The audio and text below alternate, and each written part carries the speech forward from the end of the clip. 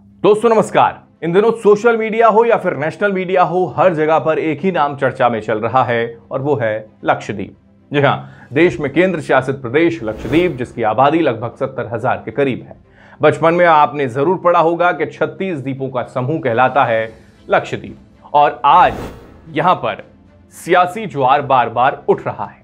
उठने के पीछे का कारण क्या है वो आपको समझाएं और बताएं, उससे पहले आप समझिए कि आखिर किसकी वजह से यहां पर समुद्रों की हवाएं गर्म हो गई हैं। बीजेपी के गुजरात से बड़ा चेहरा हैं, गुजरात के पूर्व गृह राज्य मंत्री हैं और लक्षद्वीप के वर्तमान के प्रशासक हैं प्रफुल्ल खोड़ा पटेल, जिनके एक मसौदे को लेकर बवाल खड़ा हो गया। हालांकि उनका कहना है कि इस मसौदे का मकसद सिर्फ लक्षद्वीप का विकास है, लेकिन विपक्ष का कहना है कि जबरन मसौदा विशेष समुदाय के दमन की नीति को बढ़ावा देता है।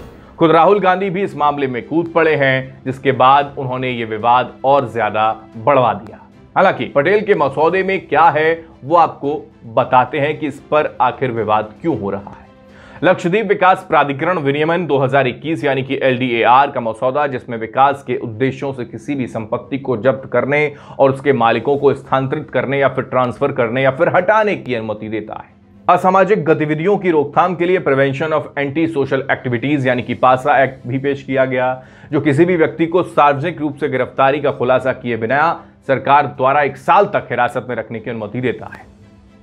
इसके अलावा हम आपको बता दें कि इस मसौदे में पंचायत चुनाव अधिसूचना भी है, जिसमें कोई भी व्यक्ति जिसके 2 बच्चे से ज्यादा हैं तो वो पंचायत का चुनाव यहां पर नहीं लड़ सकता है। लक्षद्वीप पशु संरक्षण विनियमन भी इसके अंदर होगा, जिसमें स्कूलों में मांसाहारी भोजन परोसने पर प्रतिबंध होगा। साथ ही साथ गौमांस की बिक्री और खरीद या फिर खपत पर प्रतिबंध लगाने का प्रस्ताव है। इस कानून के तहत लक्षद्वीप में शराब के सेवन पर रोक हटाई गई है। अब आपको बताते हैं कि आखिर विवाद किस बात को लेकर खड़ा हो गया है। जब सब कुछ विकास की बातें की जा रही हैं तो फिर विवाद क्यों? इस कानून पर विपक्ष का साफ तौर पर कहना है कि क्षेत्र की ऐतिहासिक और सांस्कृतिक पहचान को नष्ट करना चाहते हैं पटेल साहब बेवजह दमनकारी कानून लागू कर रहे हैं। गुंडा एक्ट की जरूरत यहां पर नहीं है, लेकिन फिर भी लागू किया जा रहा है, क्योंकि 2019 तक हत्या और बलात्कार के मामले लगभग 0 थे। राष्ट्रीय अपराध रिकॉर्ड ब्यूरो के अनुसार महिलाओं पर हमले के सिर्फ 5 मामले सामने आए थे। फिर ऐसा कठोर कानून क्यों? बिना मशवरा, बिना सलाह के ऐसा कानून थोपने का प्रयास क्यों हो रहा है, जो लक्षद्वीप की पहचान को मिटा देगा? इसके साथ साथ लक्षद्वीप खूबसूरत और बेशकीमती है और यही वजह है कि यहां पर प्रशासक साहब यानी कि पटेल साहब विकास के नाम पर जमीन कॉर्पोरेट कंपनियों को सौंपना चाहते हैं।